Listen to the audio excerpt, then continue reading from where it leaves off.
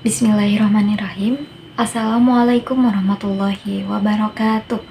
Perkenalkan, nama saya Elmas Barlinti. Saya dari Program Studi Komunikasi dan Penyiaran Islam STAI Dr. KHZ Mutakin Purwakarta dengan NIM 10142401008.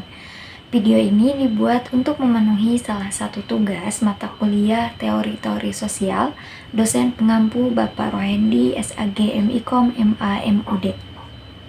Nah, dalam video kali ini saya akan membahas terkait pemikiran Ali Syariati dalam bukunya Men and Islam.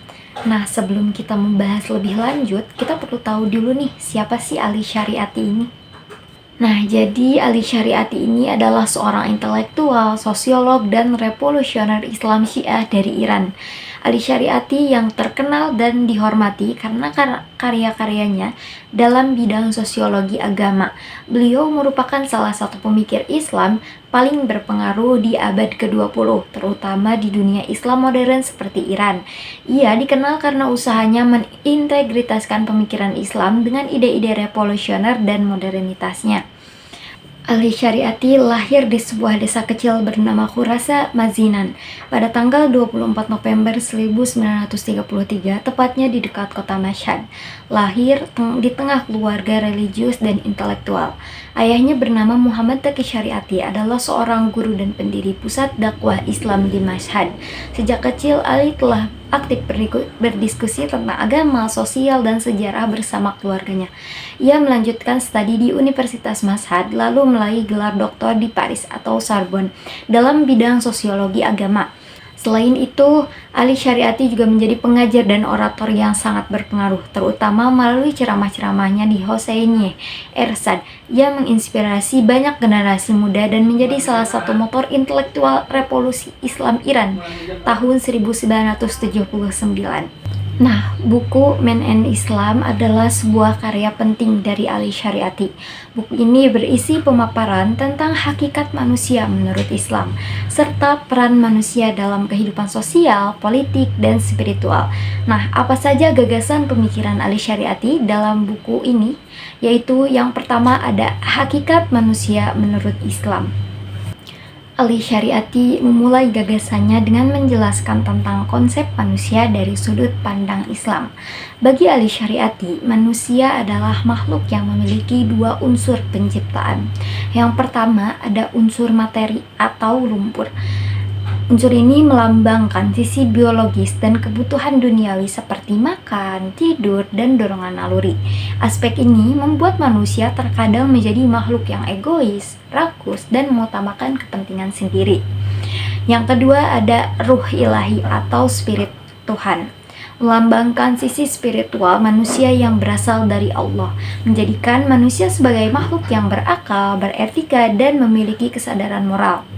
Nah, dari kedua hal tersebut, manusia memiliki kebebasan untuk memilih atau free will. Manusia bisa menjadi lebih rendah dari hewan jika mengikuti hawa nafsunya. Bisa juga lebih tinggi dari malaikat jika manusia menggunakan akalnya dengan baik. Nah, yang kedua adalah manusia sebagai khalifah di bumi. Syariati menekankan bahwa manusia memiliki tugas dan peran penting di muka bumi ini sebagai khalifah. Nah, apa saja tugas manusia menurut Syariati? Yang pertama ada mengelola bumi dengan tanggung jawab dan keadilan. Yang kedua yaitu menegakkan kehidupan sosial yang sesuai dengan prinsip kemanusiaan dan ketuhanan. Yang ketiga ada melakukan perubahan sosial untuk menghapuskan ketidakadilan dan penindasan. Nah, makna khalifah dalam pemikiran Syariati ini adalah khalifah itu bukan hanya soal kekuasaan politik, tetapi juga tanggung jawab moral dan sosial, dan juga membangun masyarakat yang adil dan beradab dan berpegang pada nilai-nilai tauhid. Nah, yang ketiga yaitu tauhid sebagai prinsip sosial dan ideologi pembebasan. Bagi Syariati, tauhid atau keesahan Tuhan bukan hanya sekedar teologis, tetapi juga prinsip sosial dan politik. Makna tauhid menurut Ali Syariati ini yaitu menghapus segala bentuk penindasan manusia atas manusia lainnya, Kemudian menolak sistem yang menyebabkan kesenjangan sosial seperti kapitalisme, kolonialisme, dan feodalisme. Menjadikan manusia setara di hadapan Allah tanpa diskriminasi kelas, ras, atau status. Nah, yang keempat ada Islam sebagai agama pembebasan atau liberation theology. Ali Syariati melihat Islam sebagai agama yang membebaskan manusia dari seperti penindasan politik, penindasan ekonomi, dan penindasan budaya. Islam menurut Syariati bukan agama yang pasif atau hanya mengajarkan ritual, tetapi agama yang menggerakkan manusia untuk berjuang demi keadilan dan juga menghapuskan perbudakan dalam bentuk apapun, baik itu fisik maupun mental. Nah, yang kelima yaitu manusia sebagai subjek sejarah atau agen perubahan. Syariati memandang manusia sebagai pelaku sejarah, bukan korban sejarah. Maka dari itu, manusia harus aktif mengubah kondisi sosial yang tidak adil, tidak boleh menyerah pada keadaan atau berpikir bahwa kemiskinan dan penindasan adalah takdir, dan harus membebaskan diri dan masyarakat dari ketidakadilan melalui usaha dan perjuangan. Yang keenam ada kritik terhadap agama yang pasif. Ali Syariati ini mengkritik pemahaman agama yang bersifat fatalistik dan pasif. Mengapa demikian? Karena menurutnya banyak umat Islam yang hanya beribadah secara formal tetapi tidak peduli dengan ketidakadilan sosial. Bahkan ada ulama yang justru mendukung status quo dan membiarkan rakyat tertindas dengan dalih takdir. Syariati ini ingin membangun agama yang aktif, progresif, dan membebaskan. Nah, yang ketujuh yaitu konsep insan kamil atau manusia sempurna. Manusia yang ideal menurut Ali Syariati adalah insan kamil, yaitu manusia yang seimbang antara aspek spiritual, intelektual, dan sosial, dan juga tidak hanya soleh secara pribadi, tetapi juga aktif membangun keadilan sosial. Menjadi manusia yang mampu mengorbankan dirinya untuk kebaikan umat seperti Nabi Muhammad SAW dan Imam Ali. Yang kedelapan ada perlawanan terhadap penindasan. Syariati mengajak umat Islam untuk melawan penindasan dalam segala bentuk, baik oleh kolonial asing, pemerintah tiran di dalam negeri, atau sistem ekonomi yang menindas rakyat kecil. Yang kesembilan yaitu ada Islam sebagai solusi sosial. Ali Syariati ini menganggap Islam bukan hanya sekedar ajaran moral atau ibadah individual, tetapi sebagai sistem sosial yang adil dan membebaskan manusia dari belenggu struktural. Islam juga sebagai landasan untuk membangun masyarakat tanpa kelas dan tanpa penindasan, dan Islam sebagai jalan untuk menciptakan tatanan sosial yang seimbang antara spiritualitas dan keadilan sosial. Nah, apakah pemikiran Ali Syariati berpengaruh terhadap masyarakatnya kala itu? Jawabannya iya.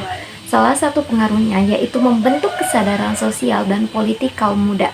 Ali Syariati dianggap sebagai penggerak intelektual generasi muda Iran pada tahun 1960 sampai 1970 melalui ceramah dan karya-karyanya seperti Men and Islam, Hajj, dan Martyrdom.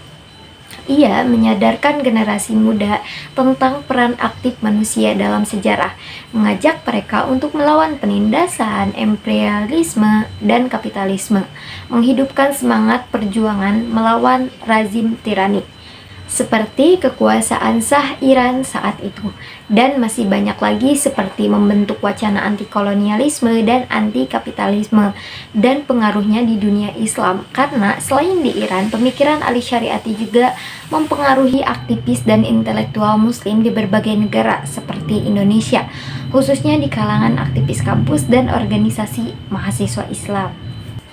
Yang terakhir, apakah pemikiran Ali Syariati ini relevan di era modern? Jawabannya tentu, karena pemikiran Ali Syariati tetap relevan di era modern karena gagasannya menyentuh isu-isu yang masih aktual hingga saat ini. Contoh beberapa aspek relevansi pemikiran Ali Syariati di zaman sekarang yaitu kritik terhadap kapitalisme dan materialisme. Yang kedua, ada pemberdayaan sosial dan perlawanan terhadap penindasan. Di zaman sekarang, masih banyak penindasan terhadap rakyat kecil dan hal itu relevan dengan pemikiran Ali Syariati. Selain itu, ada pentingnya kesadaran kritis dan peran pemuda sebagai agen perubahan. Hal ini sangat relevan dengan keadaan sekarang bahwa generasi muda itu harus menjadi agent of change. Nah, pemikiran Ali Syariati tetap relevan karena menawarkan cara pandang yang progresif, kritis, dan humanistik terhadap agama dan masyarakat. Ia mengajak untuk tidak hanya menjadi muslim secara ritual, tetapi juga menjadi agen perubahan sosial yang aktif melawan ketidakadilan.